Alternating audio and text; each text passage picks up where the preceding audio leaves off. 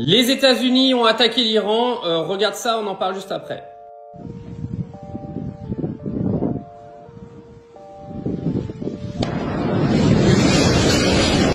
Alors cette nuit a signé l'entrée en guerre des États-Unis avec l'Iran et une probable entrée en guerre qui pourrait nous emmener clairement vers une guerre mondiale. Alors Donald Trump et les États-Unis ont ciblé les 3 sites principaux nucléaires d'Iran, donc Fordo, Natanz et Ispahan. Et d'après Donald Trump, apparemment, ce serait un succès. Alors les États-Unis ont clairement fait diversion en expliquant qu'ils attaqueraient qu'au bout de 2 semaines et au final ils ont pris l'Iran par surprise. Vous m'excuserez de trouver un peu sidérant le manque de défense qu'a l'Iran autour de ces sites nucléaires. Alors maintenant, la question qu'il faut se poser, c'est qu'est-ce qu'il va se passer? Parce que une fois qu'on a signé l'entrée en guerre des Américains dans ce conflit, que vont dire la Russie? Que vont dire la Chine? Que vont dire les pays arabes? Que va dire la Corée du Nord? Parce que là, tout le monde se félicite, hein, tous les Occidentaux qui pensent qu'ils peuvent contrôler le monde sont en mode « Ouais, bravo Donald Trump, tu nous as sauvés !»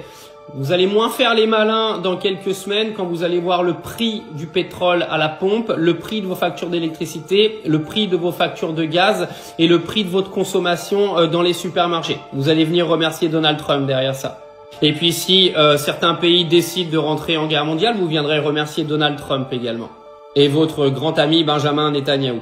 Parce que oui, quand vous avez une entrée en guerre comme ça, sachant que l'Iran, aujourd'hui, peut fermer le détroit d'Ormuz, qui représente 20% des exportations de pétrole mondial, ça a bien sûr des répercussions économiques sur toi, mon ami. Quand tu dis que tu n'es pas concerné par cette guerre, tu es un petit peu con. Tu es totalement concerné par cette guerre.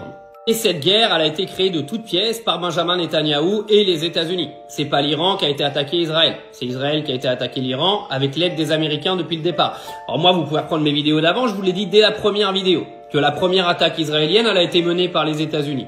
Et le fait que Donald Trump aujourd'hui attaque les sites nucléaires iraniens me donne clairement raison. Israël et les États-Unis travaillent main dans la main depuis le 13 juin pour anéantir les sites nucléaires iraniens et pourquoi pas nous emmener dans le néant un moment ou un autre. Mais ce que je trouve également formidable, c'est que Donald Trump a quand même pris le risque qu'il y ait des radiations partout autour des sites nucléaires et mettre clairement la population iranienne à risque et même la population de certains pays qui traînent autour de l'Iran. Ça, personne va en parler naturellement. Ça s'appelle pas du tout des crimes de guerre, ça. Donc on attend maintenant les déclarations de Vladimir Poutine et de la Russie, les déclarations du président chinois. Alors on sait que les relations entre la Russie, l'Iran et la Chine, voilà, ils sont alliés, mais c'est un peu compliqué. Et ce qui est sûr, les amis, c'est que on parle pas aujourd'hui d'un peuple français là-bas en Iran. Hein. On parle pas d'un gouvernement de baltringue comme nous on a dans nos pays. Hein. Le gouvernement iranien va pas aller s'asseoir à genoux et supplier Donald Trump d'arrêter de l'attaquer. Hein. Donc maintenant, ça va être de savoir quelle va être la réponse de l'Iran. Vont-ils attaquer les ambassades et les consulats américains et tout ce qui touche aux États-Unis au Moyen-Orient? On va se poser la question parce que ce sera sûrement l'élément déclencheur d'une future guerre mondiale.